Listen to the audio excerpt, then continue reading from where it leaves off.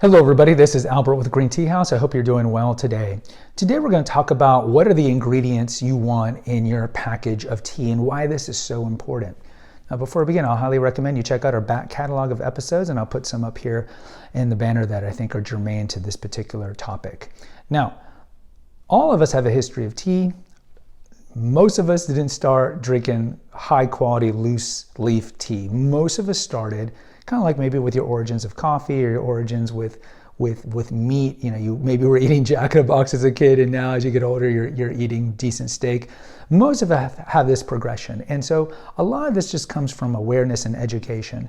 And it's no different with tea. I think the majority of us were drinking tea bag tea, if not for years, maybe decades, and only later on you had an appreciation for tea. And so when it comes to the ingredients, it's a very kind of reductionistic answer, but what ingredients are you looking for in your tea?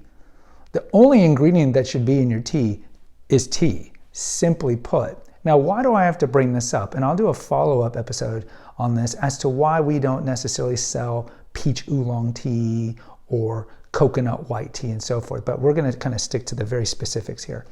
Tea should be your only ingredient, or if you're drinking a tisane, it should only be that particular tisane, or unless it's an herbal blend of various stuff. So like something that you look in the Ayurvedic world, in the Indian world, and over there they'll do these blends that have sweet, like tulsi, like sweet basil with cinnamon, with cardamom. They'll do these herbal blends. But the reason I bring this up is you can go online, and I'm not going to name online places or actual brick and mortar tea stores that will sell tea. And when you look on the back and the ingredient, it's going to have 7 ingredients. And look, if the ingredients on there is a natural blend, like if you can look at the tea, and I would not buy anything if you can't at least look at a picture of the tea.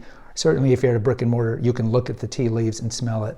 But if it says something that it's like, let's say, a strawberry white tea, and you're looking at it, and there's no pieces of strawberry in it, that is a red flag right there. When you look at the back, and the back says it's got 7 different ingredients, and it, you know, the worst of all, if it says something like artificial flavoring, natural flavoring, something like that, but you're looking at the tea, and it doesn't have those things, that is problematic. If you're looking at an herbal blend that says it has cinnamon, peppermint, tulsi, all these things, and you can look in there and see that it is an actual melange or a blend, that's fine.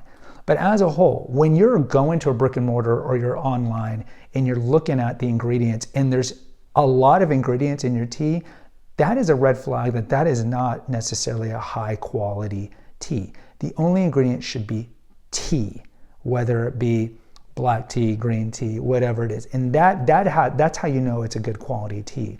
So if you're looking at something that, and we've talked about this in the episode on dessert blends of tea. Another kind of red flag is flavors that don't exist naturally in nature. So you can see like a white chocolate macadamia tea. Well, clearly there's no way you can get a Camellia sinensis leaf and fabricate it in a natural way to taste like white chocolate macadamia. So we know it's being sprayed with a bunch of stuff. And so it's really important to look at that. Now, some people, it's not important. Some people are like, look, I want that flavor profile of the chocolate chip cookie dough black tea. Okay, that is fine. Just understand that they're adding ingredients that are not natural. And then there's some people who are like, no, I want my tea to just be just natural, preferably organic, but natural, and only one ingredient being tea. Now you might ask about flavored teas. Well, we'll talk about this on the second episode. But there are natural teas that are flavor infused naturally. Probably the most famous being jasmine green.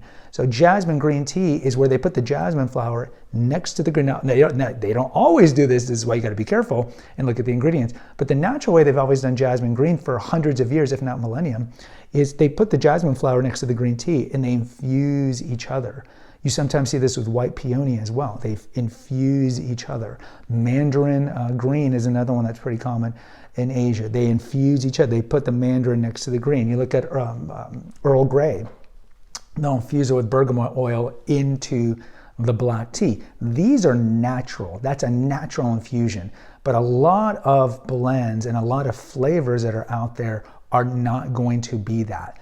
And some people, it matters. So this is why I'm telling you, always look at the ingredients. So over here at Green Tea House, if you look, our ingredients are just the one thing. And we show the ingredients on the website. So if you buy the packages, it might not say on the package what they are, but if you look at the profile online, we enumerate exactly what's in it. And so it's always just going to be the tea, the Camellia sinensis leaf in various forms, either chopped up or whole leaf.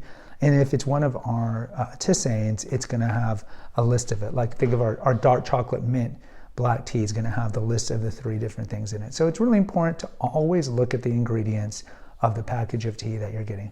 Guys, post in the comments. I'd love to hear from you. Until next time, take care and God bless.